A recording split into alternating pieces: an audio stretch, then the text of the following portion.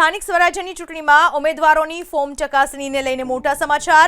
Ahmedabad Alice bridge વિધાનસભાની 4 બેઠકો માટે ફોર્મની ચકાસણી પૂર્ણ થઈ। નવરંગપુરા વોર્ડની ઉમેદવારોની ફોર્મની ચકાસણી પૂર્ણ। પાલડી વોર્ડના તમામ પક્ષના ઉમેદવારોની ફોર્મ ચકાસણીની પ્રક્રિયા ચાલુ છે। આ વિશે વધુ માહિતી આપવા આપણી સાથે જોડાઈ ચૂક્યા છે અમદાવાદથી અમારા સંવાદદાતા કુશાંક સોની। કુશાંક, કઈ રીતની અત્યારે પ્રક્રિયા ચાલી રહી છે ફોર્મ ચકાસણી માટેની?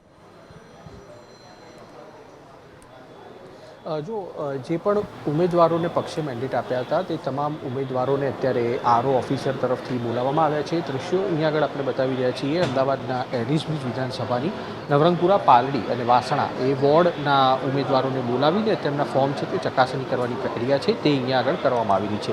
पक्षे जे मेन्डेट आप्यो हतो तेनी साथे उम्मीदवारे व्यक्तिगत रीते पोते रजू करेला जे दस्तावेज था तेनी चकासणी अत्यारे करवामां आवी रही छे। आ उम्मीदवारो आप जोई रह्या छो नवरंगपुरा वोर्डना उम्मीदवारो छे, जेमांथी एक आशाबेन ब्रह्मभट्ट रिपीट थया छे अने तेमनी साथेना अन्य एक उम्मीदवार छे ते नवा पक्षे जाहेर कर्या छे। ते उम्मीदवारोनी चकासणी पूर्ण थई गयेली छे। अत्यारे पालड़ी वोर्डना उम्मीदवारो छे भारतीय जनता पार्टी, कांग्रेस अने आम आदमी पार्टीना ते तमाम लोकोनी अत्यारे चकासणीनी प्रक्रिया छे ते चालू छे अने लगभग थोड़ी क्षणोनी अंदर आ चकासणी छे ते पण पूर्ण करवामां आवशे। કેટલા ફોર્મ ત્રણે બેઠકો માટે ભરાયા હતા તેની વાત કરવામાં આવે તો નવરંગપુરામાં 35 જેટલા ઉમેદવારો છે તેમણે ફોર્મ ભર્યા છે। પાલડીમાં 44 અને વાસણામાં 32 જેટલા ઉમેદવારો છે તેમના તરફથી ફોર્મ ભરવામાં આવ્યા છે અને તેની સત્તાવાર યાદી છે તે ચૂંટણી પંચ તરફથી વેબસાઇટ પર મૂકવામાં આવેલી છે।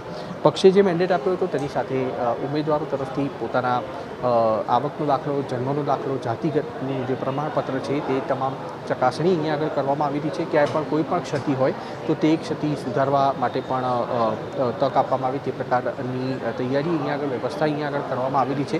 સાંજ સુધીમાં ચિત્ર સ્પષ્ટ થશે કે કેટલા ઉમેદવારો છે તેમના ફોર્મ રદ થાય છે, કેટલા ઉમેદવારોના ફોર્મ માન્ય ગણવામાં આવે છે। પરંતુ નોમતરાઈ કચેરી પર અમદાવાદમાં કલેક્ટર કચેરી અને તેની સાથે અન્ય 7 જેટલા સ્થળો છે ત્યાં આગળ આ ઉમેદવારના ફોર્મની ચકાસણીની પ્રક્રિયા છે તે કરવામાં આવેલી છે। 15 તારીખ છેલ્લી છે ફોર્મ પરત ખેંચવા માટેની। તે બાદ ચિત્ર સ્પષ્ટ થઈ જશે કે અમદાવાદમાં કેટલા ઉમેદવારો સ્થાનિક સ્વરાજની ચૂંટણીમાં ઝંપલાવી રહ્યા છે। જી આભાર કુશાંક આપનો તમામ માહિતી બદલ।